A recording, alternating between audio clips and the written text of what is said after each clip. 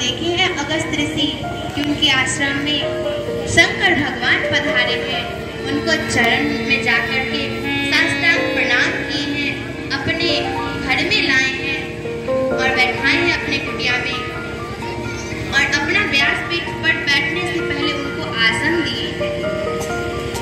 और गोस्वामी तुलसी बाबा भी यहाँ लिखे हैं कि संग सती जग जननी भवानी, माता सती का इतना सुंदर सुंदर नाम से उपाधि दे रहे हैं, जग जननी भवानी ऐसे कह रहे हैं क्योंकि वो अपने पति के साथ कथा श्रवण करने आए थे।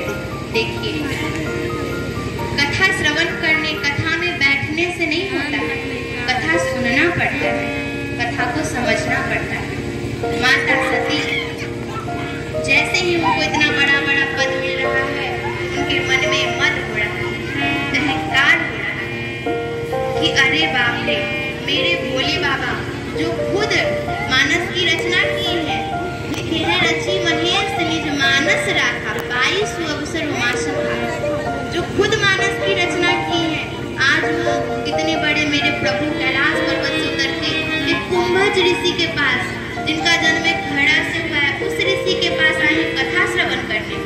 मन में अहंकार हो रहा है। जैसे ही अहंकार, जिस व्यक्ति के अंदर अहंकार होता है, उनका धीरे धीरे पतन होने लगता है।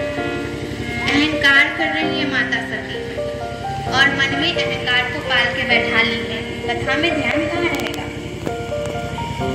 जैसे ही कुंभज ऋषि व्यासपीठ पे बैठे हैं, कथा श्रवण करा रहे हैं।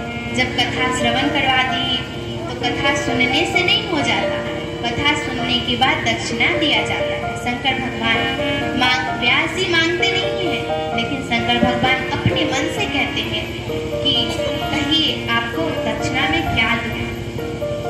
कुंभज ऋषि हाथ जोड़ के खड़े हो जाते हैं, कहते हैं मुझे कुछ नहीं चाहिए, जिस प्रकार आपके अंदर प्रभु की भक्ति है, मुझे भी वैसी ही भक्ति दे दीजिए और कुछ नहीं चाहिए। भगवान माता सती मन में विचार की, यही सब बात को तर्क वितर्क करने में रह गई, कथा सुनने में ध्यान नहीं लगाई।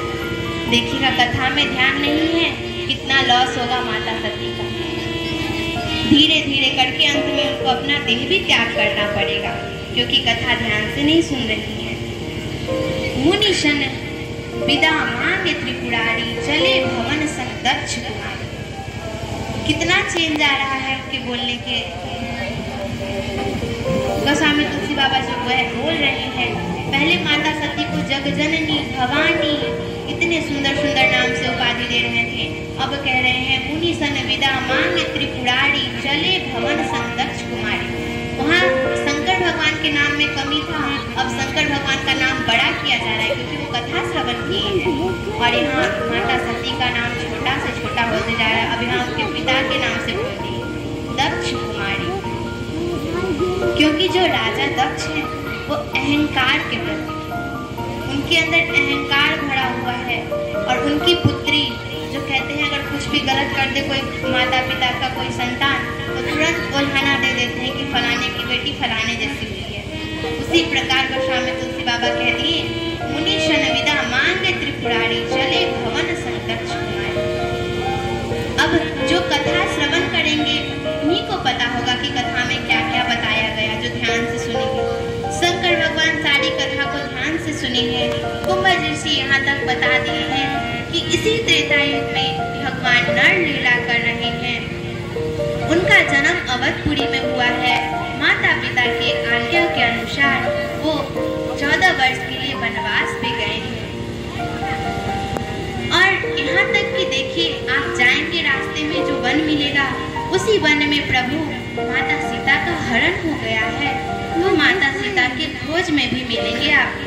अगर इतना बता दिया जाए, आपको हम कथा सुना रहे हैं, कहेंगे कि अभी आपके गांव में भगवान आएंगे।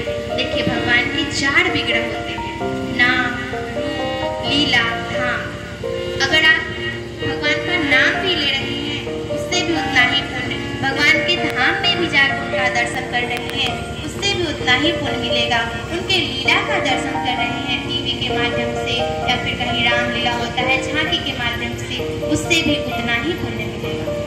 अब मन में होगा ना कि जिन प्रभु का इतना बड़ा बड़ा बात प्रभुताई के बारे में सुने हैं, उनका दर्शन हो जाता तो कितना अच्छा होता। शंकर भगवान मन में विचार कर रहे हैं कि हमारे प्रभु इसी वन में माता सीता का हरण हो चुका है, उनको ढूंढ रहे हैं। मन में विचार कर रहे हैं कि मेरे प्रभु का दर्शन हो जाता तो कितना अच्छा होता, कि जिनकी कथा मैं श्रवण करके आया हूँ। मन में विचार करते शंकर भगवान जा रहे हैं। उसी समय दूर से ही देखते हैं श्री राम प्रभु माता सीता का हरण करके रावण ले गया है। प्रभु नर लीला कर रहे हैं।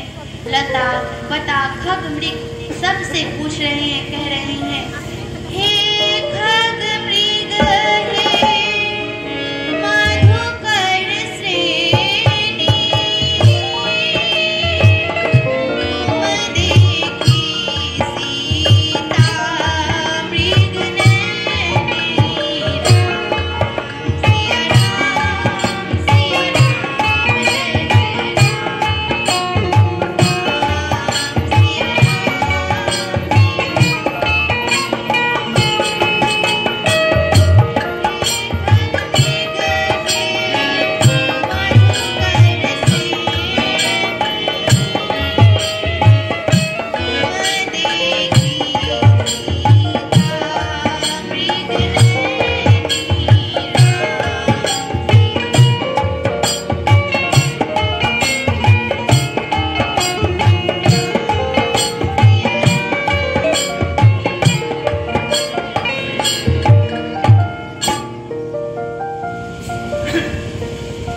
श्री राम खग मृग सबसे पूछ रहे हैं कि क्या आपने मेरी सीता को देखा है।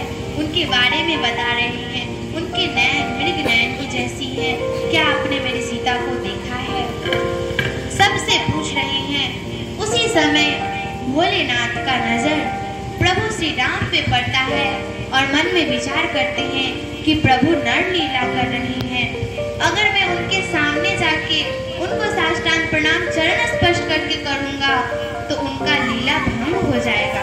सब जान जाएंगे कि ये अखिल ब्रह्मांड के नायक बड़ा पिता परमेश्वर हैं। सब जान जाएंगे इनकी लीला को। इसीलिए दूर से कहते हैं, जय सच्चिदानंद जग पावन, अस कहीं चले मनोज नशा।